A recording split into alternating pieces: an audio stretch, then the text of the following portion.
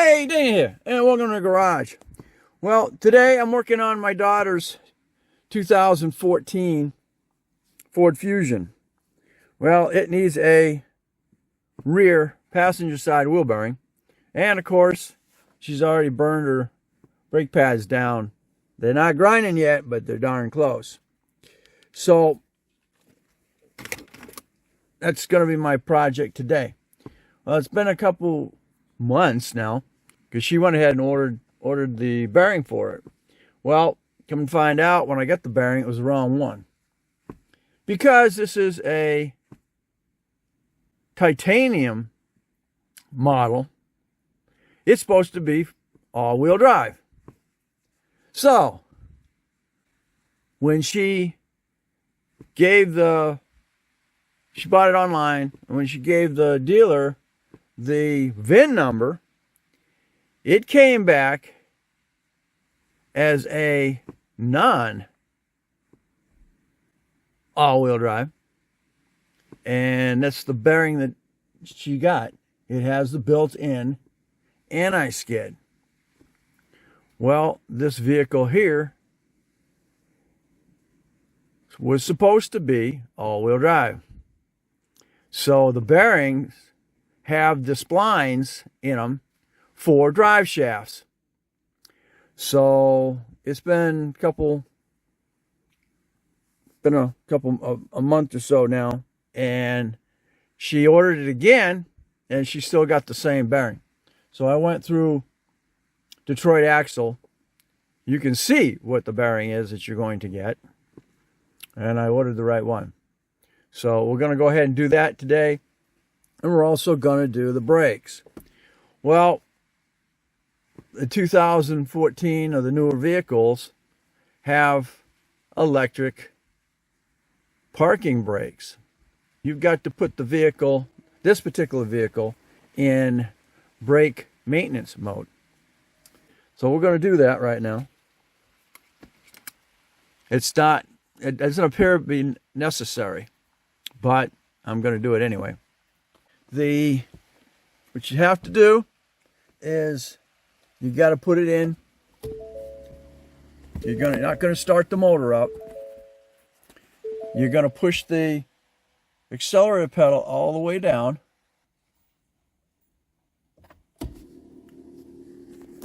It didn't work.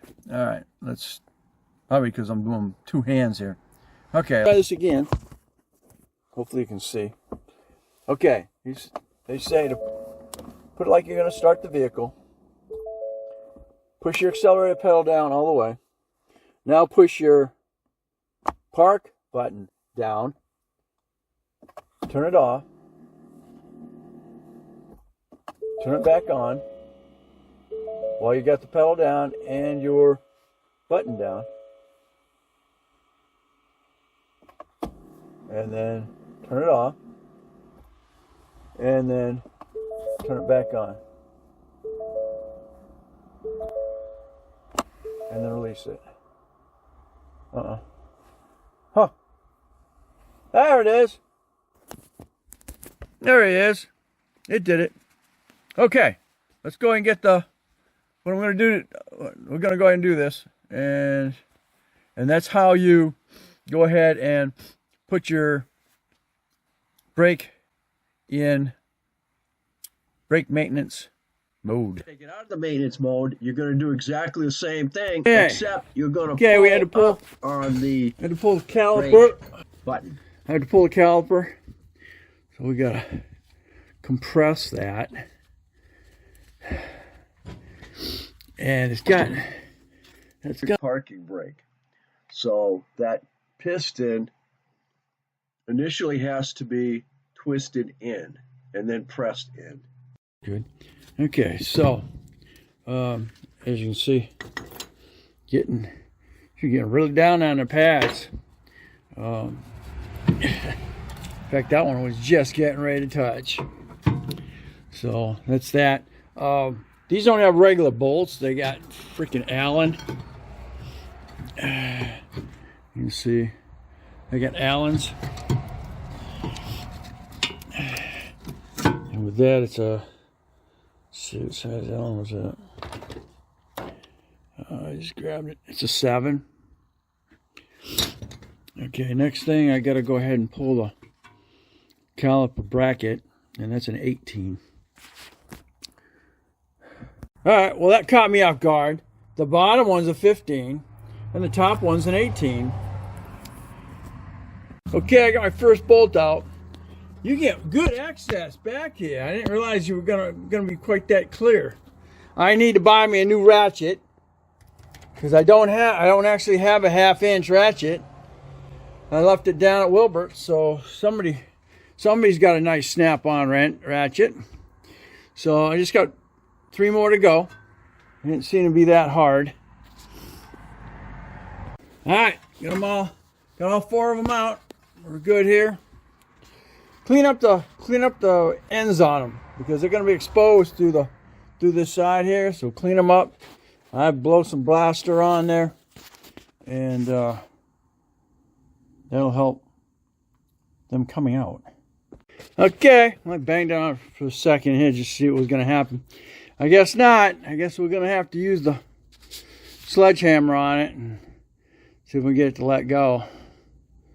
Well, unfortunately, I'm still having an issue getting this bearing out. What's probably going to happen is I'm going to have to yank that frickin' pull that whole swing arm off of there, put it under the press, and press it out. I really don't want to do that, but I may have to. Okay, we just about got this thing off of here.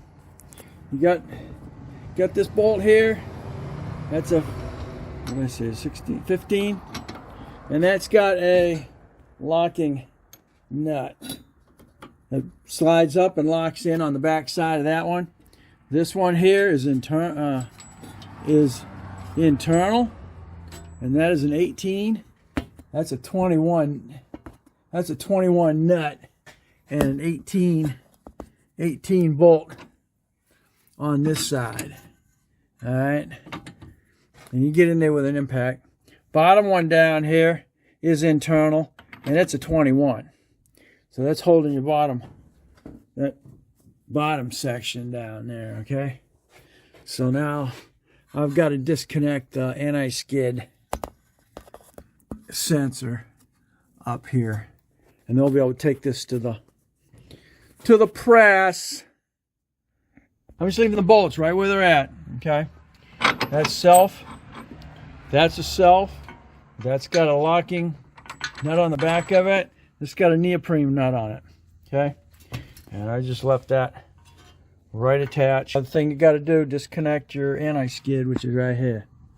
All right, and you'll be able to take it. And then here's your inner side of your bearing, and then of course there's your little pickup. Okay, I'm gonna try and get that back. Try and get that back in there without messing or pushing this out without messing that up. All right, here we go.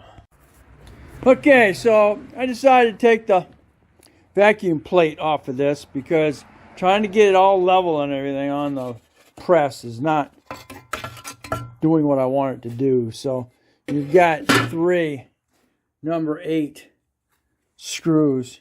It might be a little difficult because you got metal going into aluminum. So I decided to go ahead and do that. I might be able to be a little easier getting it level on the press. Okay, there we go. I was able to figure out how to keep those from flipping up and pushing down. And as you can see, we've got a separation here.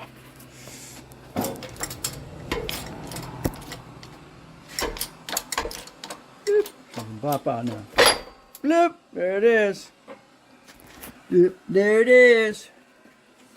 And we'll get it all cleaned up. Other one, just by pulling the bolts in, should seat it in there. Again, make sure you be careful and not mess with the pickup. See the pickup right there? Be careful, don't break that off. Okay, there we go.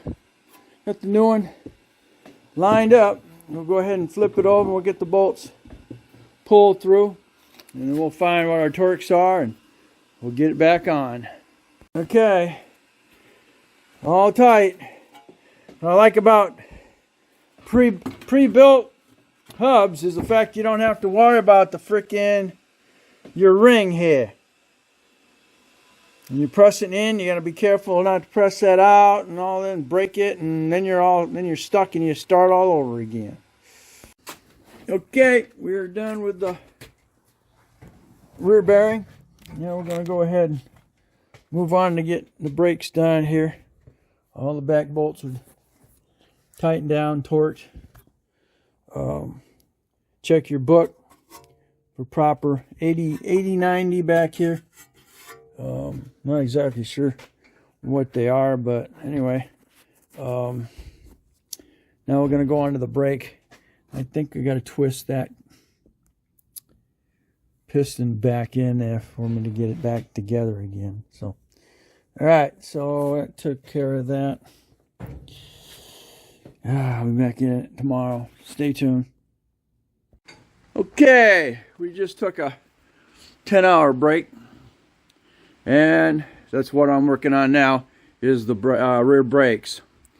Now, this has got electric parking brake. Put those into mechanic mode, and what that's going to do is it's going to retract your parking brake situation.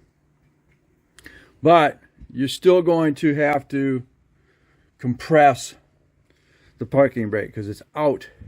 It's out currently, okay? So I got this from Harbor Freight. It's the Maddox brake caliper tool. And you take this number 9, and then you're going to put it right in these little notches, you see? Little notch. And then you're going to go ahead and turn it and compress it. Now, I was watching on YouTube last night, somebody actually using the a grinder wrench. You know how you take your grinding wheels off and then retighten them back up. You know, somebody did this real quick, and it does. It takes it right. It's almost the same size, and then just turn it back. If you don't have a kit, that's one way to do it. Or you buy that square, that caliper, little square box, and it's got all kinds of the little notches that'll fit that. So, all right, let me get this compressed back. All right, when that's completely back in, it's going to stop. It's just going to clink, stop, okay? Because it is being electric, it's got it. I believe it's got its own spiral. I haven't seen the workings inside, but I think it's got like a little spiral gear that pushes it out. Now we got to compress it, because now you're going back to the hydraulic side of that piston. Okay, I just use your compressor and push it all the way back, and now you're back to doing a regular brake, just doing a regular brake pad change. I'm not changing out her rotor. I'm just going to go ahead and put new pads on here. So you're just going to lube everything up here, put your pads back on here correctly, and we'll be good. All right, let's get these brake pads on here. I deal with Detroit axle on all my stuff. That's a Detroit axle wheel hub, and I deal with them on a regular basis. Once you get on there, they'll start giving you a 10% discount on all your purchases. So actually comes with some brake grease. I can't find my tube of brake grease. I used it when I was working on the Explorer, but I can't seem to find it. I put it back in my drawer. But anyway, all right. So on your passenger side, you're going to have the little T-handle is going to be on the outside, and then your little spring load one's going to be on your inside. And I still got to do the driver's side. So just go ahead and put a little bit of grease on the tips. Use your little wire brush, clean those up the best you can. And then you're going to go ahead and pull your little slider bolts out. Make sure those are greased out really well too. All right, boys and girls, we're done over here. Got our back, got our slider bolts in. Just spring tension on the inside. Make sure you lube those tips real good on your caliper mounting bracket.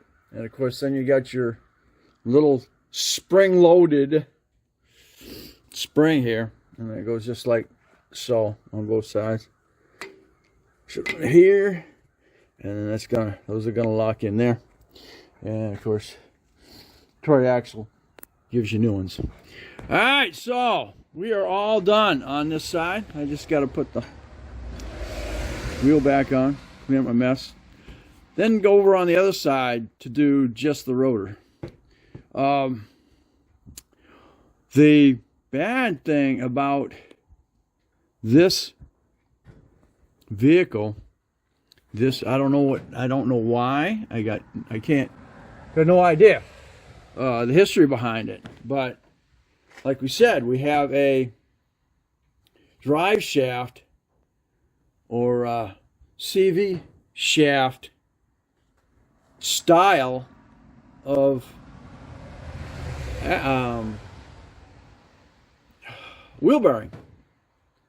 So this is wide open on the inside.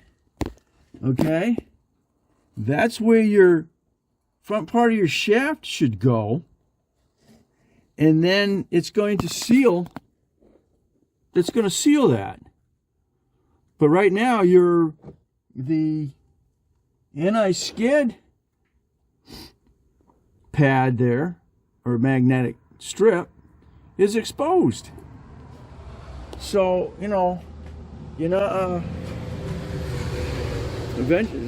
I don't know how long it's been like, how long it survived like that, but we're going to do not doing the bearing on the other side, but that also exposes the bearings, because your end of your CV shaft goes in there and closes that gap. So nothing can get in there to interfere with your pickup. Hey, I almost forgot. Don't forget to put your slider plugs back in. That'll protect those. Okay, where's the other one? Remember, you got to take it back out of the brake maintenance mode by doing the same procedure, but this time pulling up on your parking brake button. If it's on the ground. All right, well, just to remind you, don't forget to put your slider plugs back in.